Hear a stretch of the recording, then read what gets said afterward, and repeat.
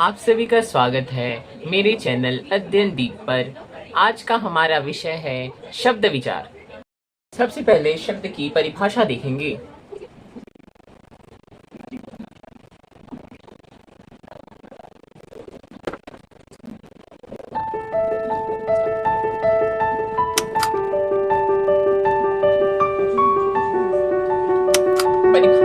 परिभाषा में हम देखेंगे वर्णों के सार्थक मेल से बने स्वतंत्र और सार्थक ध्वनि को शब्द कहते हैं।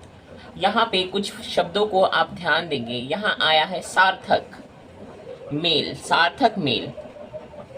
जैसे उदाहरण के लिए अगर देखें तो कमल, क आधा क प्लस अ प्लस म प्लस अ प्लस ल, इन सभी के मेल से कमल बनता है क्योंकि ये सार्थक है।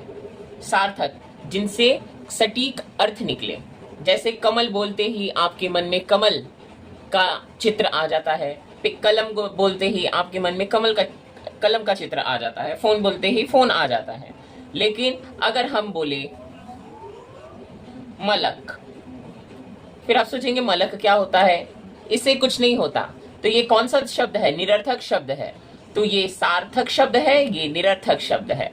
तो सार्थक शब्दों से मेल, सार्थक शब्दों के मेल से बने स्वतंत्र और सार्थक शब्द ध्वनि शब्द कहलाती है। इसके बाद हम देखेंगे प्रयोग के आधार पर शब्दों के भेद।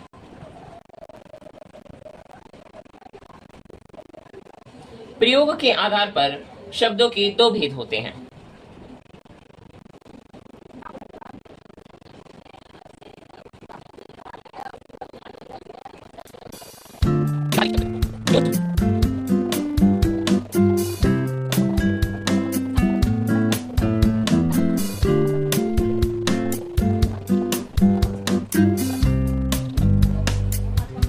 प्रयोग के आधार पर शब्दों के दो भेद होते हैं, विकारी शब्द और अविकारी शब्द। विकारी शब्द कैसे होते हैं? विकारी शब्द संज्ञा, सर्वनाम, क्रिया और विशेषण से संबंध रखते हैं।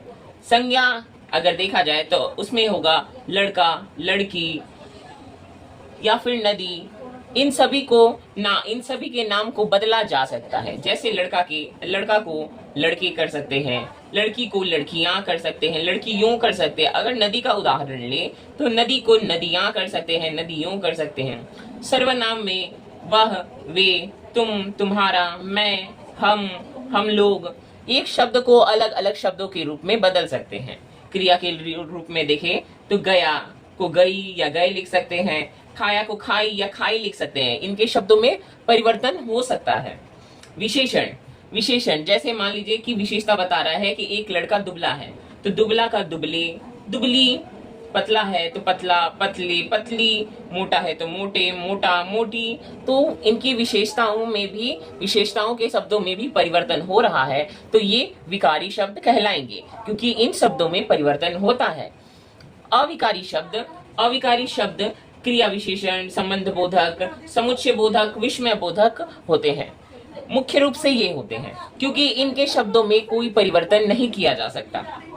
जैसे क्रिया विशेषण शब्द अगर ले तो अचानक आप कोई भी शब्द बनाइए, कोई भी वाक्य बनाइए, उसमें अगर अचानक लिख रहे हैं, किसी भी परिस्थिति के अनुसार आ रहा है, कोई काल, कोई समय, किसी भी के अनुसार आ रहा है, तो उस अचानक को आप अचानक ही लिखिएगा। अचानक को अचानक के या कुछ और नहीं बदल सकते। अब को अब ही लिखा जा सकता है। जैसे क्रिया विशेषण शब्द कहें तो अचानक, अब, तब, सभी, बार बार आदि ये सब जो शब्द हैं, इन सभी के स्वरूप में कोई परिवर्तन नहीं आता। संबंध बोधक जैसे संबंध के लिए बताया जा रहा है, मान लीजिए कोई वस्तु है, किसी के साथ रखी है तो उसके साथ, के द्वारा, के बाहर, ये सभी संबंध को दर्शाता है, जिससे क्या होता है कि इनके संबंध में भी कोई परिवर्तन, इन शब्दों में कोई परिवर्तन नहीं लाया जा सकता। समुच्चय बोधक परंतु, किंतु, अगर, मगर, इसलिए, ये सभी जो शब्द हैं इनके भी स्वरूप में कोई परिवर्तन नहीं लाया जा सकता। विस्मयादि बोधक अरे वाह, अच्छा, ये सब जो शब्द है इनके लिए भी कोई भी परिवर्तन नहीं हो सकता। ये जहां आते हैं वो वैसे ही रहेंगे। इनकी परिभाषाओं पर भी एक बार ध्यान देंगे।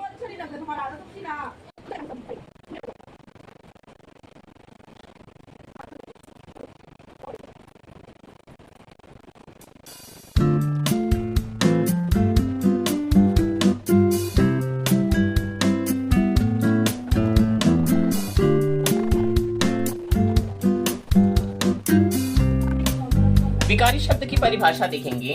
जो शब्द वाक्य में प्रयोग होने पर लिंग, वचन आदि के कारण अपना स्वरूप बदल लेते हैं उन्हें विकारी शब्द कहते हैं। ये 4 प्रकार के होते हैं, जैसे संज्ञा संबंधी, सर्वनाम, क्रिया विशेषण संबंधी विकारी शब्द। जैसे मैंने बताया, लड़के का लड़के, लड़कियां, लड़का, लड़की, ये सभी जो शब्द हैं इन सभी में परिवर्तन हो सकता है। अब अविकारी शब्द की परिभाषा देख लेंगे।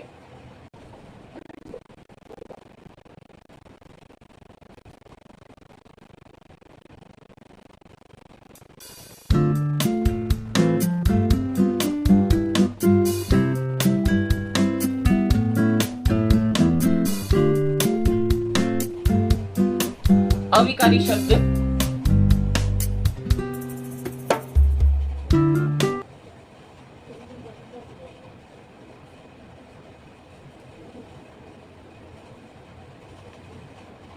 अविकारी शब्द जिन शब्दों में लिंग, वचन और कारक के कारण कोई परिवर्तन नहीं होता उन्हें अविकारी शब्द कहते हैं। ये 4 प्रकार के होते हैं। कौन कौन से? क्रिया विशेषण, संबंध बोधक, समुच्चय बोधक और विस्मय आदि बोधक। हमने प्रयोग के आधार पर शब्दों के 2 भेद देख लिए। अब रचना के आधार पर देखेंगे।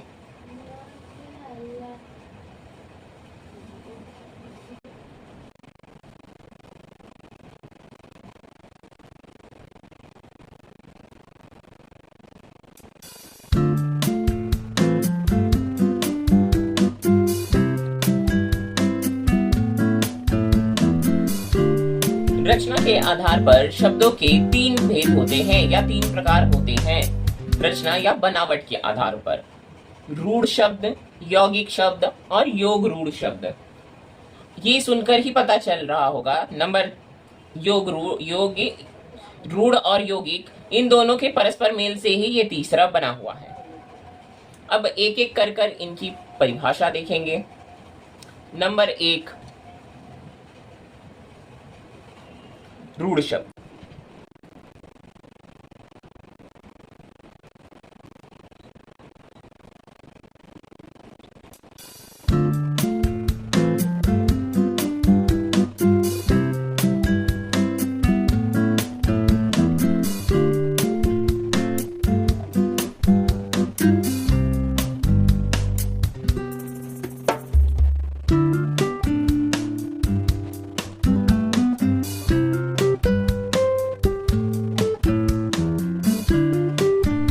रूढ़ शब्द वे शब्द जो विशेष अर्थ के लिए रूढ़ होते हैं, रूढ़ शब्द कहलाते हैं। इनके टुकड़े नहीं किए जा सकते, जैसे शिक्षा, रात, दिन, पुत्र। अगर देखा जाए तो शिक्षा जो शब्द है इसको 2 भागों में विभक्त करेंगे तो इसका कोई अर्थ नहीं निकलेगा। रात, दिन, पुत्र, ये सब ऐसे शब्द है जिनको 2 भागों में विभक्त करने से इनका कोई अर्थ नहीं निकलता। तो रूढ़ शब्दों के खंड करने से इनके अर्थ नहीं निकलते हैं, ये रूढ़ शब्द कहलाते हैं।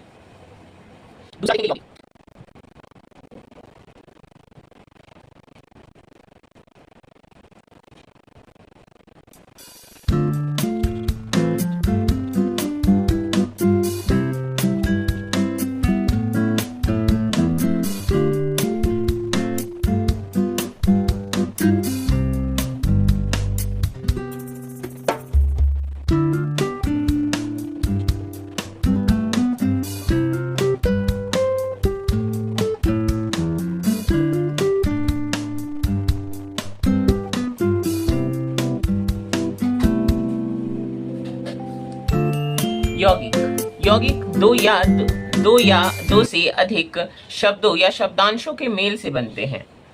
इनमें दो शब्द होंगे या 2 से अधिक शब्दों के मिले जुले रूप से ही यौगिक बनते हैं। यौगिक शब्दों के खंड किए जा सकते हैं और प्रत्येक खंड का एक अर्थ होगा, प्रत्येक खंड का ही अर्थ होगा। जैसे एग्जाम्पल के लिए अगर देखें तो पुस्तक और आलय को जोड़ेंगे तो पुस्तकालय होगा।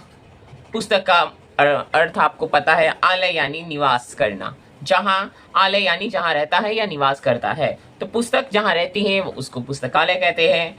घोड़ी यानी घोड़ा, सवार यानी सवारी करने वाला तो घुड़सवार, हरि मतलब हरि यानी विष्णु, द्वार यानी उनका द्वार तो हरिद्वार।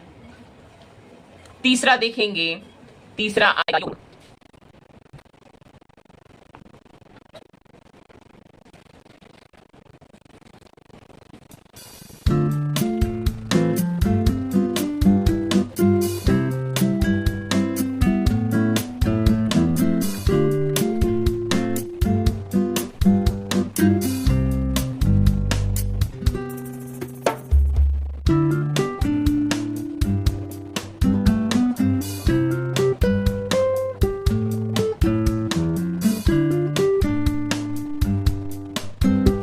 योग रूढ़।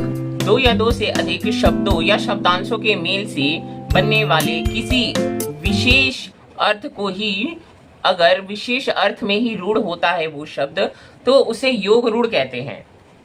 इनमें भी कोई भी दो शब्द होंगे, ठीक योगी की तरह। लंबा प्लस उदर, लंबा यानी बड़ा, उदर यानी पेट, तो जिसका बड़ा पेट है उसको लंबोदर कहते हैं। लेकिन लंबोदर किसको कहते हैं? स्पेशली गणेश जी को, केवल गणेश जी को ही लंबोदर कहते हैं। ऐसे हम किसी भी मोटे पेट वाले इंसान को राह चलते लंबोदर नहीं कह सकते हैं। पंख प्लस ज, पंकज, पंकज कमल के लिए ही कहेंगे और किसी को नहीं। पित्त यानी पीला, अंबर यानी कपड़ा, हर पीला कपड़ा पीतांबर नहीं होता, और पीतांबर केवल विष्णु के लिए ही हम प्रयोग करेंगे। तो आज का क्लास यही समाप्त करते हैं। बाकी इसके अलावा और भी 2-3 विषय हैं जिस पर आगे की क्लास में चर्चा करेंगे, जैसे उत्पत्ति या स्रोत के आधार पर,